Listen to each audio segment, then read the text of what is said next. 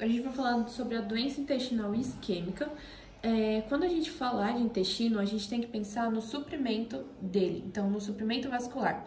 O que acontece? O intestino ele vai ser suprido pela artéria mesentérica superior, artéria mesentérica inferior e o tronco celíaco. E elas três são as principais responsáveis pelo suprimento vascular do intestino. Então, o que acontece se você tem uma estenose de tronco celíaco? Então, se falta o suprimento do tronco, você vai ter as duas artérias, a artéria mesentérica superior e inferior, fazendo o trabalho de vascularizar o intestino. Já o que acontece se você tem uma falha de duas artérias, então a artéria mesentérica superior e inferior, elas faltarem, isso vai gerar uma isquemia.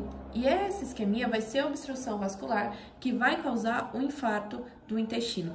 Então, aqui no Robbins, ele fala sobre isso, então as artérias, a maior parte vai ser suprida pela artéria celíaca, mesentérica superior e inferior, que elas se ramificam e formam arcadas mesentéricas.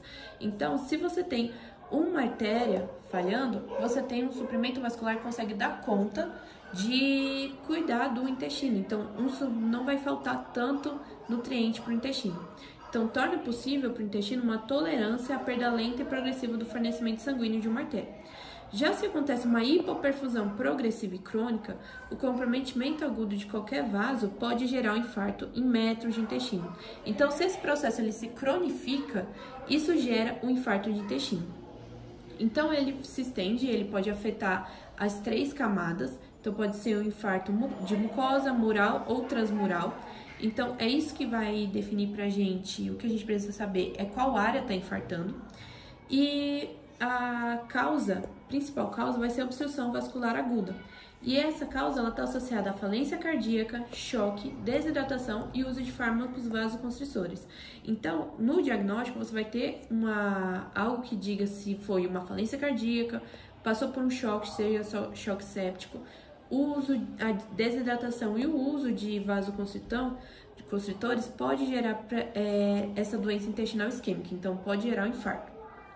A patogenia. Então, quando você quer reduzir a fisiopatologia dela, você fala que é uma ausência ou diminuição do fluxo sanguíneo que leva ao sofrimento tissular. Então, esse é o resumo da fisiopatologia dela. Ela acontece em duas fases, que vai ser a lesão hipóxica inicial, que é no início do comprometimento vascular. Então, você vai ter uma artéria sendo comprimida, então você vai ter uma artéria sofrendo embolia ou um trombo. E a segunda fase vai ser a lesão de reperfusão. Então, é nessa fase que acontece a falência múltipla de órgãos. Então, o que acontece? Para reduzir, você vai ter uma obstrução de vaso. Então, quando você tem a obstrução do vaso, isso gera isquemia e essa isquemia vira um infarto. Então, como acontece no tipo de mucosa e no mural? Ela é causada principalmente pela baixa perfusão tecidual. Então, essa baixa perfusão tecidual, que pode vir pela falência cardíaca, choque ou desidratação e uso de vasoconstristores, gera a isquemia, e a isquemia vira o infarto.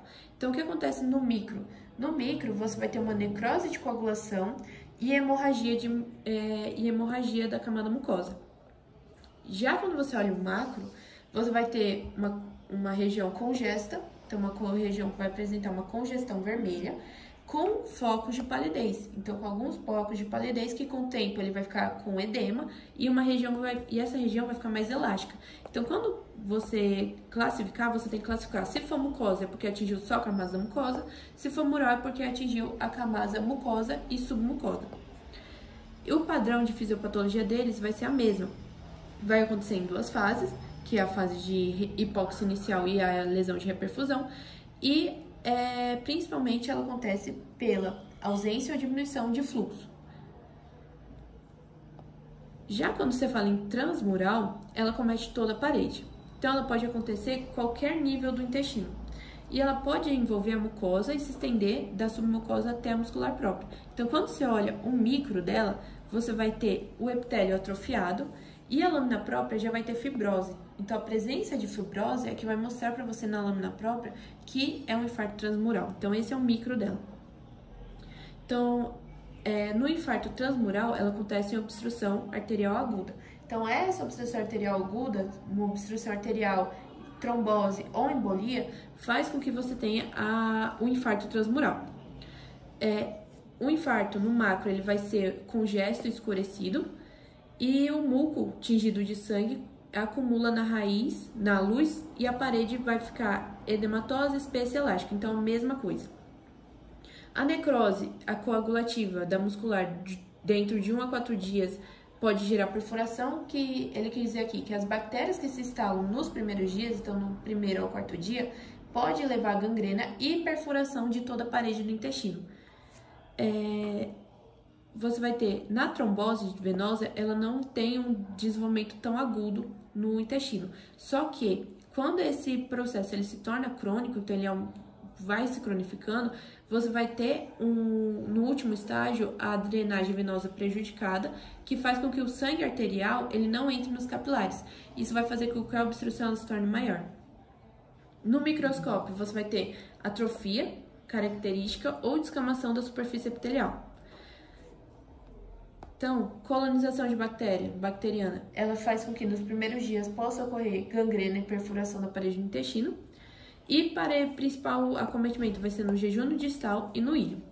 Patogenia vai acontecer em 2 fases. Então, na lesão hipóxica, então você vai ter o tronco celíaco, artéria mesentérica superior e artéria mesentérica inferior. Elas 3 irrigam a região de intestino. Então, por exemplo, num caso que teve lesão no tronco celíaco na artéria mesentérica superior, gerou isquemia, vai gerar isquemia. E o que acontece? Pode formar aqui um trombo. O corpo ele vai fazer o quê? Vai dissolver esse trombo. Quando dissolve esse trombo, vai para a lesão de reperfusão, porque o sangue ele vai vir como se fosse um jato nessa região de intestino, e essa fase de reperfusão, que é quem produz radical livre e libera mediadores inflamatórios. E isso faz com que o dano na lesão de reperfusão seja maior do que na primeira fase, na lesão hipóxica. Como vai ser a clínica? Quando você fala da clínica, você vai ter um antecedente cardiovascular, então principalmente, e nos principais casos, vem por fibrilação atrial. No exame físico, vai ter uma espécie de rigidez, então uma prancha de parede abdominal. Então essa rigidez e esse achado de prancha de parede abdominal é característica de uma isquemia intestinal. Outro caso que pode vir em caso de COVID, prótese ventilatória, choque séptico, sem ter causa definida, e o uso de vasoativos, então aminas vasoativas. Esse uso de aminas vasoativas faz com que você tenha uma vasoconstrição, e essa vasoconstrição faz com que diminua o aporte sanguíneo do intestino. E essa diminuição de aporte sanguíneo do intestino faz com que gere um infarto. Achado clínico também muito importante vai ser o aumento do lactato, então o paciente vai estar em acidose lática. Então, esses são os 2 principais casos que mostram que o diagnóstico vai ser infarto de intestino.